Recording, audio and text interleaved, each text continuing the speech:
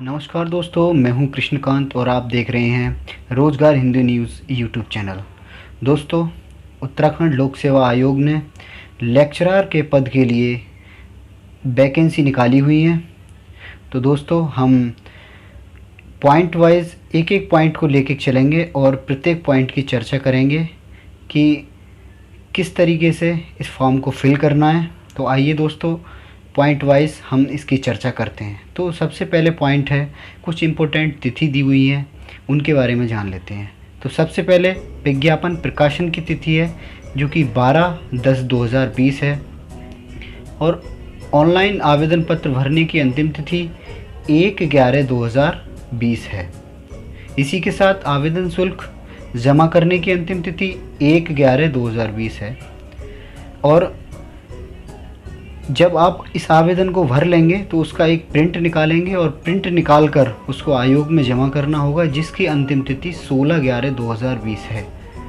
मतलब अगर आप 1/11/2020 को आवेदन भरते हैं और उसी दिन या फिर नेक्स्ट दिन उस फॉर्म का प्रिंट निकालते हैं, तो उस प्रिंट को आपको आयोग में जमा करने की अंतिम तिथि 16/11/2020 है।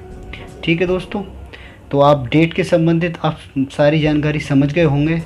तो नेक्स्ट पॉइंट है कि अभ्यर्थी ये सुनिश्चित कर लें कि वह ऑनलाइन आवेदन पत्र भरने की अंतिम तिथि अर्थात दिनांक 1/11/2020 तक विज्ञापन में वर्णित अनिवार्य शैक्षिक अर्हताएँ एवं अन्य अर्हताएँ अवश्य धारित करते हों। मतलब इसका ये है कि जिस दिन आप फॉर्म फिल कर रहे हों उस दिन आपके हाथ में मार्कशीट होनी चाहिए। अगर आप हिंदी संकाय से फॉर्म भर रहे हैं तो हिंदी की एमए की मार्कशीट आपके हाथ में होनी चाहिए। इसी मार्कशीट की इशूइंग डेट,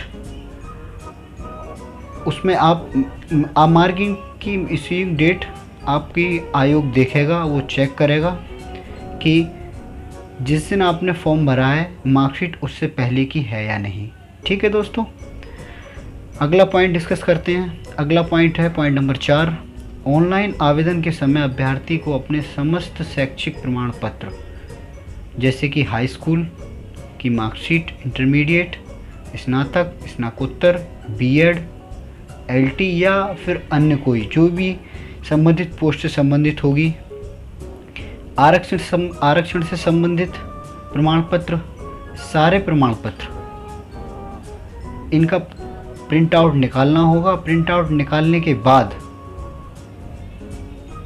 आयोग को भेजना होगा और फॉर्म भरते समय भी इसको वेबसाइट पर अपलोड करना पड़ेगा।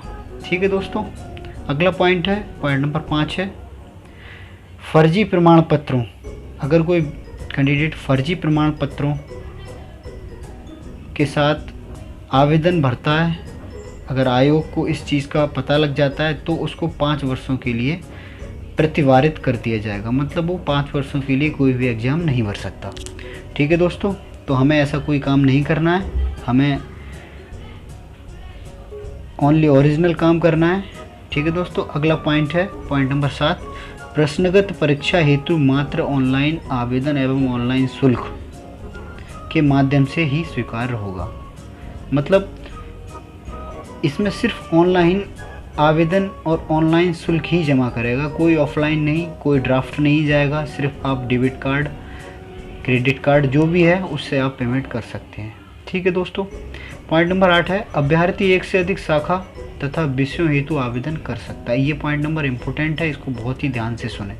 इसमें मैक्सिमम कैंडिडेट गलती कर सकते हैं। ठीक है दोस्तों, हम इसको विस्तार पूर्वक समझेंगे क्या है ये। अभ्यर्थी एक से अधिक शाखा तथा विषयों हेतु आवेदन कर सकता है। ठीक है, एक अभ्यर्थी एक से अधिक शाखा के लिए आवेदन कर सकता है। दोस्तों मैं बता दूं, इसमें 2 शाखाएं हैं, एक सामान्य शाखा और एक महिला शाखा।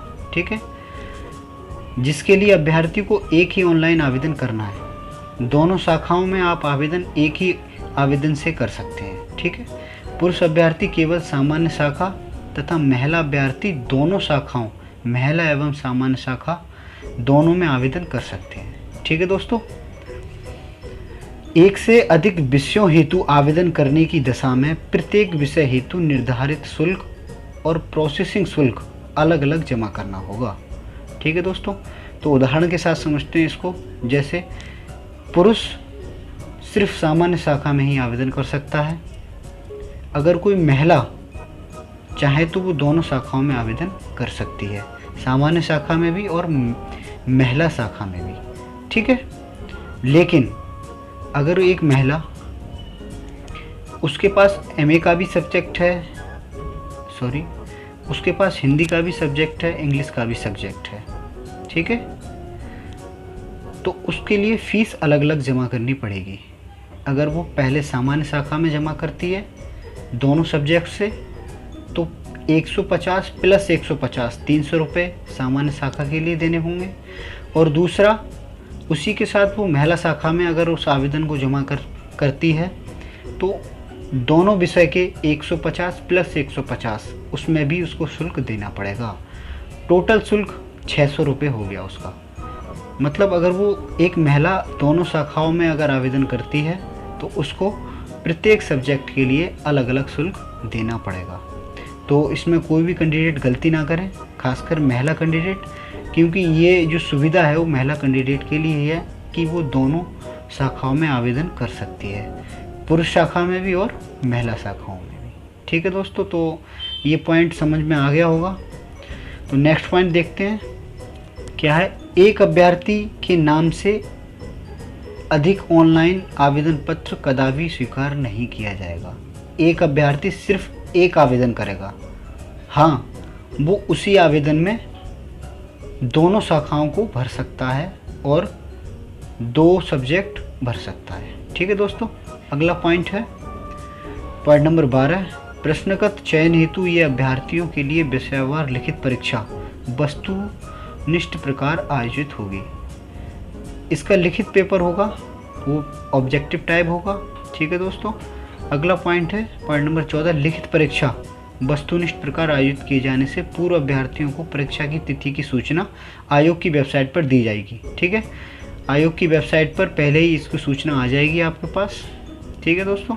पॉइंट नंबर 15 है विषयवार लिखित परीक्षा से पूर्व अभ्यर्थियों को ऑनलाइन आवेदन में किए गए दावों की पुष्टि हेतु ऑनलाइन आवेदन पर स्व हस्ताक्षर प्रिंटआउट के साथ एक से अधिक विषयों हेतु आवेदन की दशा में स्व हस्ताक्षरित प्रिंटआउट के साथ समस्त अनिवार्य शैक्षिक आंकड़ों की और प्रमाण पत्रों के साथ आयोग की वेबसाइट में जमा करना पड़ेगा, ठीक है दोस्तों। मतलब ये खासतौर से उन अभ्यर्थियों के लिए जो एक से ज़्यादा आवेदन करेंगे, ठीक है दोस्तों। इसको आप रजिस्टर्ड डाक, स्पीड पोस्ट या फिर कोरियर के माध्यम से कार्यालय कार्य दिवस में उपस्थित होकर निर्धारित तिथि तक जमा करा सकते हैं। जैसा कि हमने ऊपर बताया था कि निर्धारित तिथि 16 तारीख है, 16 नवंबर 2020 है। आप फॉर्म को प्रिंट करके आयोग के पास जमा कर सकते हैं, ठीक है दोस्तों। अगला रिक्तियों का विवरण। रिक्तियों के विवरण के बारे में जानते हैं। रिक्तियों का विवरण इस प्रकार है। सामान्य शाखा या महिला शाखा दोनों में कुल मिलाकर 571 रिक्तियां हैं, ठीक है दोस्तों। और आगे लिखा है कि रिक्तियों की संख्या घटाई और बढ़ाई जा सकती है। रिक्तियों की संख्या घटाई और बढ़ाई भी जा सकती है। सबसे पहले पॉइंट का देखते हैं, सामान्य शाखा के लिए कितनी भर्ती हैं। तो दोस्तों सामान्य शाखा के लिए 544 पद हैं, जिसमें अलग अलग सब्जेक्ट वाइज रिक्तियां दे रखी हैं। मैं आपको जल्दी जल्दी पढ़ देता हूँ। हिंदी के लिए 84 पद हैं, अंग्रेजी के लिए 74 पद हैं, संस्कृत के लिए 21 पद हैं, भौतिक शास्त्र के लिए 64 पद हैं, रसायन शास्त्र के लिए 57 पद हैं, गणित के लिए 30 पद हैं, जीव विज्ञान के लिए 49 पद हैं, नागरिक शास्त्र के लिए 43 पद हैं, अर्थशास्त्र के लिए 78, इतिहास के लिए 10, भूगोल के लिए 22, समाजशास्त्र के लिए 9, कला के लिए 1 पद है और मनोविज्ञान के लिए 1 और कृषि विज्ञान के लिए भी 1 पद है। तो ये इस प्रकार टोटल 544 पद हो जाते हैं, ठीक है दोस्तों। और इसमें कैटेगरी वाइज रिजर्वेशन है, तो मैं इसमें शॉर्ट में बता देता हूँ आपको। अनुसूचित जाति के लिए 105 वैकेंसी रिक्त हैं, अनुसूचित जनजाति के लिए 27 वैकेंसी रिक्त हैं, अन्य पिछड़ा वर्ग के लिए 80 पद रिक्त हैं और आर्थिक रूप से कमजोर वर्ग के लिए 49 पद और अनारक्षित मतलब अनरिजर्व के लिए 283 पद आरक्षित हैं, ठीक है दोस्तों। आगे देखते हैं। आगे नेक्स्ट जानकारी है, वीडियो को कोई भी स्किप ना करें, अगर स्किप करेंगे तो ये समझ में नहीं आएगा कि कहाँ से कहाँ चला गया वीडियो। ठीक है दोस्तों, अगला है दूसरी शाखा है महिला शाखा के लिए विषयवार कुल पद 27 पद हैं और इसमें भी कैटेगरी वाइज मतलब सब्जेक्ट वाइज वैकेंसियाँ दी गई हैं। हिंदी के लिए 4 पद हैं, अंग्रेजी शाखा के लिए 1 पद, भौतिक शास्त्र के लिए 2 पद, रसायन शास्त्र के लिए 5 पद, गणित के लिए 4 पद, जीव विज्ञान के लिए 5 पद, अर्थशास्त्र के लिए 5 पद और भूगोल के लिए 1 पद है। मतलब टोटल पदों की संख्या इसमें 27 है। ठीक है, इसी प्रकार अनुसूचित जाति के लिए 7 पद रिजर्व हैं, 1 पद अनुसूचित जनजाति के लिए है, अन्य पिछड़ा वर्ग 5 रिजर्व वैकेंसी हैं और आर्थिक रूप से कमज़ोर वर्ग के लिए कोई भी वैकेंसी नहीं है। अनारक्षित के लिए 14 पद हैं। ये मैं महिला शाखा की बात कर रहा हूँ जिसमें कुल पद 27 हैं। तो जो महिला कैंडिडेट है वो महिला शाखा में आवेदन कर सकती है, उसके साथ साथ वो सामान्य शाखा में भी आवेदन कर सकती है। ठीक है दोस्तों, तो ये समझ में आ गया होगा। मैं इसलिए थोड़ा डिटेल में बता रहा हूँ, हो सकता है कि थोड़ा वीडियो बड़ा हो जाए। नेक्स्ट अपना पॉइंट है पद हेतु अनिवार्य शैक्षिक योग्यताएं। तो किस पद के लिए क्या शैक्षिक योग्यताएं हैं दोस्तों? पहला है क्रम संख्या 1 समाजशास्त्र, भूगोल, अर्थशास्त्र, इतिहास, भौतिक शास्त्र, रसायन शास्त्र, गणित, मनोविज्ञान, अंग्रेजी। इन पदों के लिए अगर कोई कैंडिडेट इन पदों के लिए आवेदन करता है तो उसके पास भारत में विधि द्वारा स्थापित किसी विश्वविद्यालय से संबद्ध विषय में स्नातकोत्तर की उपाधि होनी चाहिए। मतलब स्नातकोत्तर से मतलब है MA MSc की डिग्री उसके पास होनी चाहिए किसी विधि द्वारा स्थापित, मतलब या तो राज्य सरकार की यूनिवर्सिटी हो या फिर केंद्र सरकार की यूनिवर्सिटी हो। ठीक है दोस्तों, उसके साथ दूसरी योग्यता इसमें है कि राजकीय या सरकार से मान्यता प्राप्त प्रशिक्षण महाविद्यालय से LT का डिप्लोमा हो या फिर B.Ed की उपाधि हो। ठीक है दोस्तों, इसी प्रकार नागरिक शास्त्र के लिए राजनीतिक शास्त्र में स्नातकोत्तर की उपाधि के साथ साथ LT डिप्लोमा और B.Ed की उपाधि आवश्यक है। नेक्स्ट है जीव विज्ञान के लिए भी यही योग्यता है। जीव विज्ञान के लिए वनस्पति विज्ञान या फिर जंतु विज्ञान में स्नातकोत्तर की उपाधि उसके पास होनी चाहिए। मतलब या तो उस जंतु विज्ञान में MSc कर रखी हो या वनस्पति विज्ञान से MSc कर रखी हो, साथ में उसके साथ LT का डिप्लोमा हो और B.Ed की उपाधि हो। ठीक है दोस्तों, अगला पद है हिंदी का। तो इसको थोड़ा ध्यान से पढ़ेंगे। इसमें 3 योग्यताएं मांगी गई हैं खासकर। पहली योग्यता है भारत में विधि द्वारा स्थापित किसी विश्वविद्यालय से हिंदी में स्नातक की उपाधि हो, हिंदी से उसने MA कर रखा हो। नंबर 2 है संस्कृत विषय के साथ स्नातक या फिर भारत में विधि द्वारा स्थापित किसी विश्वविद्यालय से शास्त्री की उपाधि। नंबर 2 योग्यता है उसने स्नातक स्तर तक संस्कृत पढ़ी हो या शास्त्री की उपाधि हो किसी विश्वविद्यालय से। ठीक है, और नंबर 3 योग्यता वही है LT का डिप्लोमा हो और उसके पास, या फिर LT का डिप्लोमा नहीं है तो उसके पास B.Ed की उपाधि होनी चाहिए। ठीक है दोस्तों, अगला पद है संस्कृत के लिए। इसको भी थोड़ा ध्यान देंगे। इस पद के लिए योग्यता है संस्कृत में स्नातकोत्तर कर रखा हो अथवा इसके अलावा संस्कृत विद्यालय से आचार्य साहित्य हो, आचार्य व्याकरण हो, आचार्य फलित ज्योतिषी हो, आचार्य नव्य व्याकरण हो, आचार्य वेद हो या फिर आचार्य तुलनात्मक दर्शन में उपाधि हो। ठीक है दोस्तों, और इसके साथ LT का डिप्लोमा हो या फिर B.Ed की डिग्री हो, या B.Ed के साथ B.Ed नहीं किया हो तो इसमें शिक्षा शास्त्र में उसकी उपाधि होनी चाहिए।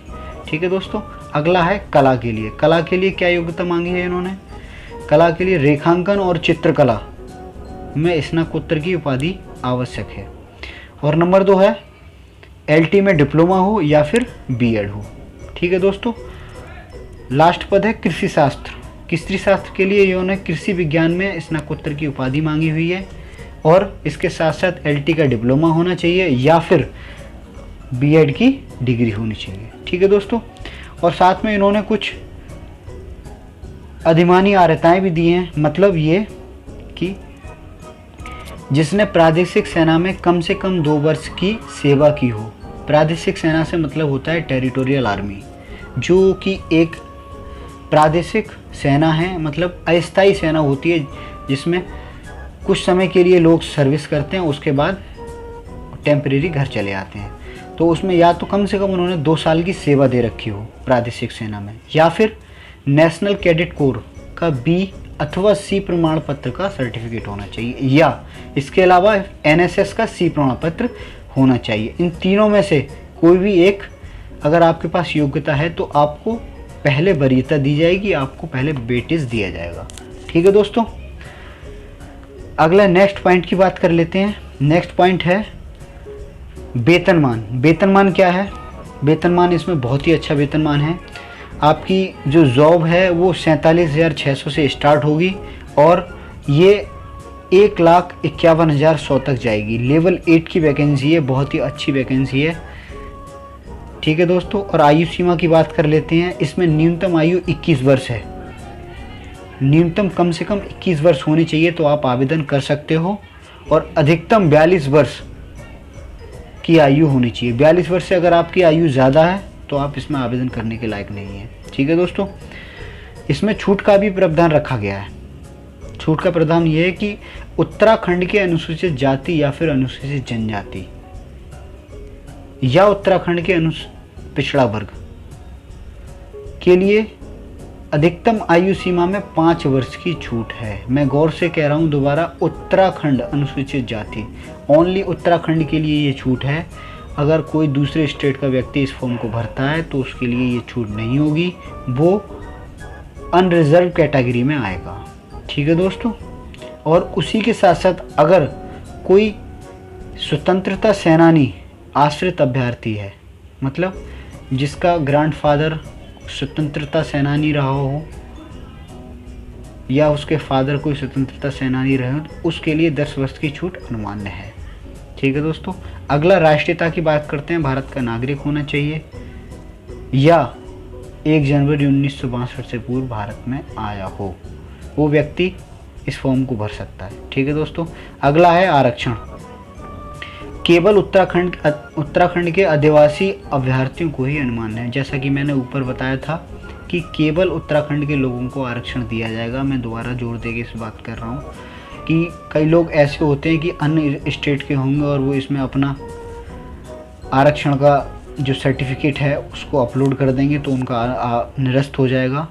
तो इसमें 2 चीज़ों का ध्यान रखें, एक तो आप सब्जेक्ट चयन करते समय और दूसरा है आप अपना इसमें सिर्फ उत्तराखंड के लोगों के लिए ही आरक्षण दिया जाएगा। ठीक है दोस्तों, और जो व्यक्ति दूसरे स्टेट से इसमें फॉर्म भरेंगे उनको सिर्फ जो है सामान्य श्रेणी में रखा जाएगा। ठीक है दोस्तों, नेक्स्ट देख लेते हैं ऑनलाइन आवेदन किए जाने हेतु प्रक्रिया। ऑनलाइन आवेदन आपको www.ukpsc.gov.in उत्तराखंड लोक सेवा आयोग की वेबसाइट पर जाकर इसको आप ऑनलाइन आवेदन कर सकते हैं। ऑनलाइन आवेदन बड़े ही ध्यानपूर्वक करें। ठीक है, और ऑनलाइन आवेदन करने के बाद आप उसका प्रिंट आउट ले लें। प्रिंट आउट लेने के बाद उसको आयोग में जमा करा दें जो निर्धारित डेट तिथि के अनुसार। ठीक है दोस्तों, अगला है आवेदन शुल्क। जमा करने के पश्चात आवेदन पत्र में भरे गए डाटा में अभ्यर्थी द्वारा किसी प्रकार का संशोधन नहीं किया जा सकता। इससे पहले मैं आपको बता रहा था कि आवेदन आप बहुत ही ध्यानपूर्वक करें, क्योंकि अगर एक बार आप शुल्क जमा कर देते हैं फिर इसमें आप कुछ भी चेंज नहीं कर सकते। ठीक है, अब बात कर लेते हैं शुल्क की। शुल्क क्या है? शुल्क की बात करते हैं। अनारक्षित जनरल के लिए 150 रुपये का शुल्क है, प्लस इसमें 26.55 का टैक्स है। तो इस प्रकार 176 रुपये 0.55 की फ़ीस आपको देनी पड़ेगी जनरल के लिए। और जो आर्थिक रूप से कमज़ोर हैं वो उनको भी 150 रुपये प्लस टैक्स के साथ 176.55 रुपये का शुल्क देना पड़ेगा। आर्थिक रूप से कमज़ोर वर्ग के लिए कोई भी छूट नहीं है शुल्क में। ठीक है, पिछड़ा वर्ग के लिए भी कोई छूट नहीं है, उनको भी 176 रुपये की फ़ीस जमा करनी पड़ेगी। 150 रुपये पे नहीं करें, 176 रुपये पे करें। मैं बार बार कह रहा हूँ क्योंकि इसमें 26.55 पैसे का टैक्स इंक्लूड है। ठीक है दोस्तों। अनुसूचित जाति के लिए और अनुसूचित जनजाति के लिए शुल्क में छूट दी गई है। 60 रुपये प्लस 26 रुपये के साथ 86 रुपये .55 का शुल्क जमा करना पड़ेगा। ठीक है दोस्तों। हाँ, उत्तराखंड शारीरिक दिव्यांग, सिर्फ उत्तराखंड शारीरिक दिव्यांग, ना कि अदर स्टेट, ठीक है दोस्तों, के लिए कोई शुल्क नहीं है, मगर टैक्स का रुपये फिर भी जमा करना पड़ेगा 26.55। ठीक है दोस्तों। और अगला है उत्तराखंड राज्य में संचालित स्वैच्छिक या फिर राजकीय गृहों में निर्वासित अनाथ बच्चे, जो अनाथ बच्चे हैं उनके लिए कोई शुल्क नहीं है और ना ही कोई टैक्स है। ठीक है दोस्तों। अब बात कर लेते हैं अभ्यर्थियों के लिए लिखित परीक्षा से संबंधित महत्वपूर्ण निर्देश हैं। कुछ अभ्यर्थियों के लिए लिखित परीक्षा से क्या निर्देश हैं वो देख लेते हैं। पॉइंट नंबर 4 है कि लिखित परीक्षा हेतु प्रवेश पत्र डाक द्वारा प्रेषित नहीं किया जाएगा, मतलब डाक द्वारा आपके घर नहीं आएगा, आपको वेबसाइट से ही डाउनलोड करना है। ठीक है दोस्तों। तो आप समय समय पर वेबसाइट को देखते रहें, जिससे कि आपको पता लगे कि कब इसका डाउनलोड प्रवेश पत्र होगा। ठीक है दोस्तों। अगला है, बात कर लेते हैं सेंटर कहाँ रहने वाले हैं। तो सेंटर उत्तराखंड में 20 सेंटर बनाए गए हैं और अपने नज़दीकी शहर के अनुसार आप सेंटर भर सकते हैं। ठीक है दोस्तों। जिसमें अल्मोड़ा है, रानीखात है, चंपावत है, पिथौरागढ़, नैनीताल, हल्द्वानी, रुद्रपुर, काशीपुर, बागेश्वर, पौड़ी, श्रीनगर, कोटाद्वार, गोपेश्वर, नई टहरी, रुद्रप्रयाग, उत्तरकाशी, देहरादून, ऋषिकेश, हरिद्वार, रुड़की आदि हैं। ठीक है दोस्तों। अगला बात कर लेते हैं गलत उत्तर के लिए दंड। गलत उत्तर के लिए निगेटिव मार्किंग का प्रावधान है। अगर आप किसी गलत उत्तर करते हैं तो आपका सही उत्तर में से अंक काट लिया जाएगा। ठीक है दोस्तों।